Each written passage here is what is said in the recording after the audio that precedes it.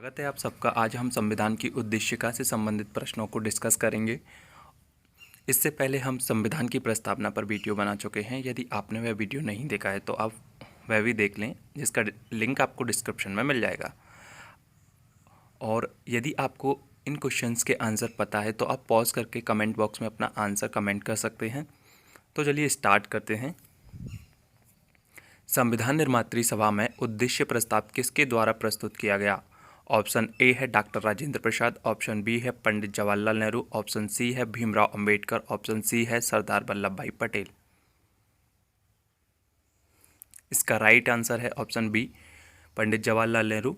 इन्होंने 13 दिसंबर 1946 को संविधान के लिए उद्देश्य प्रस्ताव, जिसे इंग्लिश में ऑब्जेक्ट रेजोल्यूशन कहते हैं, संविधान सभा के सामने रखा, जिसे संविधान सभा ने 22 जनवरी 1947 को सर्वसम्मति से पारित कर दिया।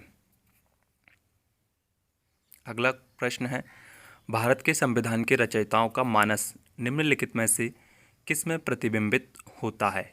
ऑप्शन ए है उद्देश्य का, ऑप्शन बी है मौलिक अधिकार, ऑप्शन सी है मौलिक कर्तव्य, ऑप्शन डी है राज्य के नीति निर्देशक तत्व।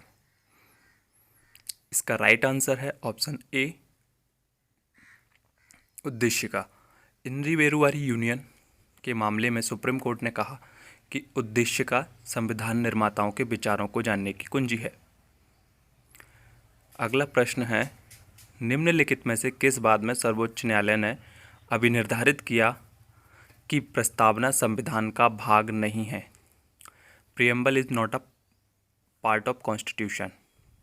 ऑप्शन ए है गोलकनाथ बनाम पंजाब राज्य, ऑप्शन बी केशवानंद भारती बनाम केरल राज्य, ऑप्शन सी है इंद्रीवेरुवारी यूनियन, ऑप्शन डी है सज्जन सिंह बनाम राजस्थान राज्य।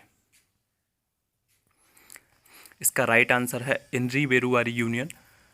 इस मामले में कहा गया कि संविधान में उद्देशिका के रहने या ना रहने से कोई फर्क नहीं पड़ता है, क्योंकि यह ना तो सरकार को कोई शक्ति देती है और ना ही सरकार की किसी शक्ति को किसी भी रूप से प्रभावित करती है। इसका सहारा तभी लिया जा सकता है जहां संविधान की भाषा संदिग्ध और अस्पष्ट होती है। अगला प्रश्न है, निम्नलिखित में से कौन सर्वोपरि है? ऑप्शन ए है भारत का उच्चतम न्यायालय, ऑप्शन बी है भारत का संविधान, ऑप्शन सी है भारत की संसद, ऑप्शन डी है भारत का राष्ट्रपति। इसका राइट आंसर है ऑप्शन बी, भारत का संविधान। भारत में संविधान को सर्वोच्च माना गया है क्योंकि भारत का संविधान संघात्मक संविधान है और संघात्मक संविधान की एक प्रमुख विशेषता होती है संविधान का सर्वोपरि होना। और संविधान सरकार के सभी अंगों, कार्यपालिका, विधायिका और न्यायपालिका का स्रोत होता है और उनके स्वरूप, संगठन, शक्तियों के संबंध में उपबंध संविधान में ही होते हैं। अगला प्रश्न है, भारतीय संविधान की प्रस्तावना में समाजवादी एवं पंथ निरपेक्ष शब्द जोड़े गए। ऑप्शन ए है संविधान के 15वें संशोधन द्वारा, ऑप्शन बी है संविधान के 49वें संशोधन द्वारा, ऑप्शन सी है संविधान के 42वें संशोधन द्वारा, ऑप्शन डी है संविधान के 44वें संशोधन द्वारा। इसका राइट आंसर है ऑप्शन सी, 42वां संविधान संशोधन अधिनियम 1976। इस संशोधन के द्वारा समाजवादी, पंथनिरपेक्ष और अखंडता शब्द जोड़े गए। अगला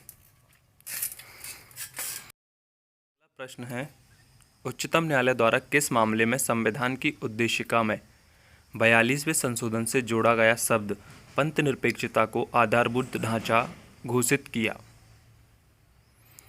ऑप्शन ए है केशवानंद भारती बनाम केरल राज्य, ऑप्शन बी है इंद्रीवेरुवारी यूनियन, ऑप्शन सी है गोलकनाथ बनाम पंजाब राज्य, ऑप्शन डी है एसआर बॉम्बई बनाम भारत संघ। राइट आंसर है ऑप्शन डी, एसआर बॉम्बई बनाम भारत संघ। इस मामले में उद्देशिका एवं पंथ निरपेक्षता, इन दोनों ही शब्दों को संविधान का आधारभूत ढांचा घोषित किया गया।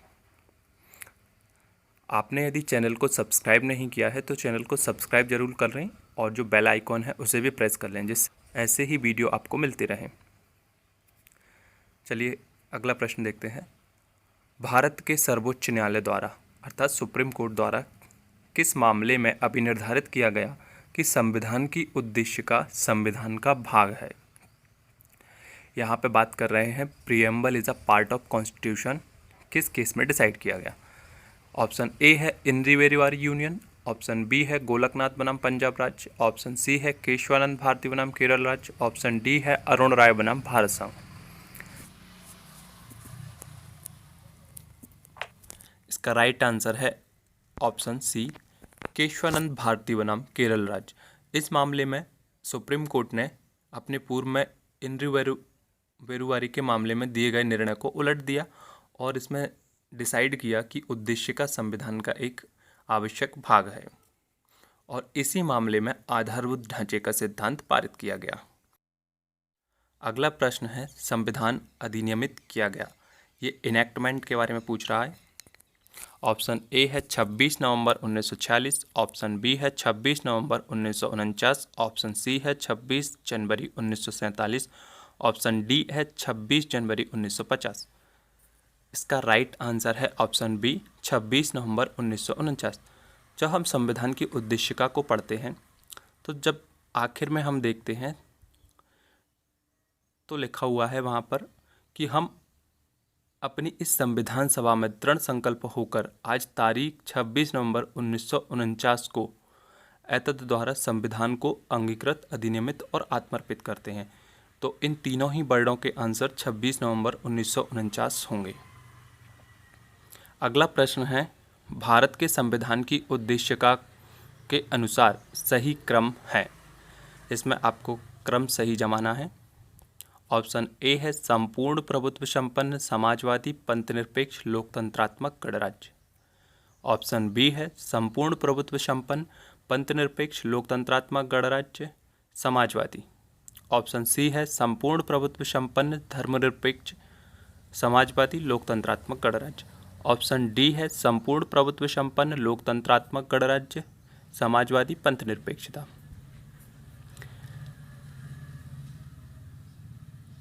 इसका राइट आंसर है ऑप्शन ए। उद्देशिका की प्रारंभिक लाइनों में हमें मिलती है, हम भारत के लोग भारत को एक संपूर्ण प्रभुत्व संपन्न समाजवादी पंथनिरपेक्ष और लोकतंत्रात्मक गणराज्य बनाने के लिए। आप हमें सोशल मीडिया पर भी फॉलो कर सकते हैं। आपके कोई डाउट या इंक्वायरी है तो आप हमें डायरेक्ट मैसेज सोशल मीडिया पर कर सकते हैं, जिनके लिंक आपको डिस्क्रिप्शन में मिल जाएंगे। अगला प्रश्न है निम्नलिखित में से कौन सा कथन सही है। ऑप्शन ए है प्रस्तावना में संविधान निर्माताओं की मंशा और संविधान के उद्देश्य निहित नहीं है, ऑप्शन बी है प्रस्तावना में समाजवादी शब्द का उद्देश्य राजनीतिक और धार्मिक मामलों में असमानता को समाप्त करना है, ऑप्शन सी है भारत के संविधान के प्रस्तावना में पवित्र शपथ भारत के लोगों के नाम पर ली जाती है। अगला ऑप्शन है भारत के संविधान की प्रस्तावना में अपने लोगों के लिए मौलिक अधिकार, मौलिक कर्तव्य और नीति निर्देशक सिद्धांत को सुरक्षित करने का संकल्प लिया गया है। इसका राइट आंसर है ऑप्शन सी।